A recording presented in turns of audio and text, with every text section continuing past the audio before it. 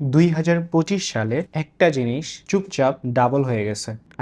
সেটার price 2x হয়ে গিয়েছে। এই জিনিসটা সম্পর্কে আমাদের তেমন কোনো আলোচনা ছিল না। আজকের ভিডিওতে আমরা কথা বলবো 2025 সালের মার্চ টু মে, এই যে সময়টা, এই সময়ের মধ্যে সিলভারের প্রাইস ছিল অ্যারাউন্ড 16 থেকে 1700 টাকা পার ভরি। আপনি যদি 2026-এর শুরু চিন্তা করেন বা 25শে ডিসেম্বর চিন্তা করেন, তখন এই প্রাইসটা আসলে কত ছিল? অ্যারাউন্ড 3000-এর উপরে বা 3400 ঘরে, 3400 3500 এই জায়গায় সেটা বিলং করে। সিলভার কিন্তু হাইলি ভোলাটাইল। মার্কেট অ্যানালাইসিস করে আপনি যখন দেখছেন আপনার সিলভারের price around lower than average, আমি বলবো তখন পারচেসের দিকে আপনি চিন্তা করতে পারেন।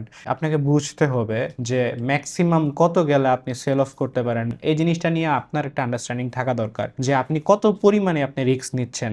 এখন অনেকে প্রশ্ন করেন, ভাই লিমিট কিভাবে জানবো, আমি তো জানি না মার্কেটের সিচুয়েশন কি। আমি বলবো যে আপনি যে পরিমাণে ইনভেস্ট করছেন, আপনার একটা রিস্ক ফ্যাক্টর অবশ্যই আছে। যে পরিমাণ টাকা আপনি ইনভেস্ট করছেন, আপনি সেটার উপর বেস করে একটা ডিসিশন নেন। এটা আপনার একমাত্র ব্যক্তিগত decision.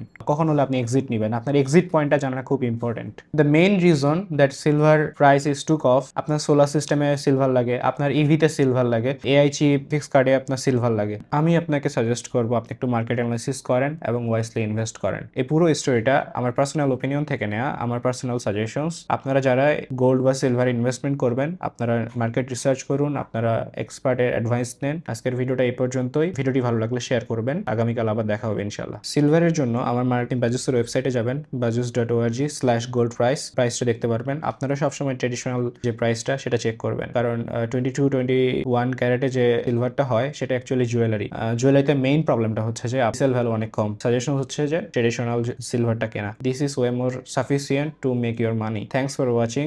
I will be get in touch with you very soon. আসসালামু আলাইকুম।